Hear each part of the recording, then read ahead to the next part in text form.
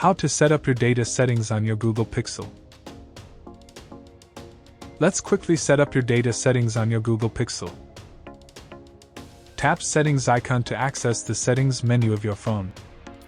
Now go into Network and Internet. Then select SIMs to manage SIM setting. Make sure mobile data is turned on for internet access. Find Data Warning and Limit to control your data usage. Set the mobile data usage cycle start date, aligning with your billing period.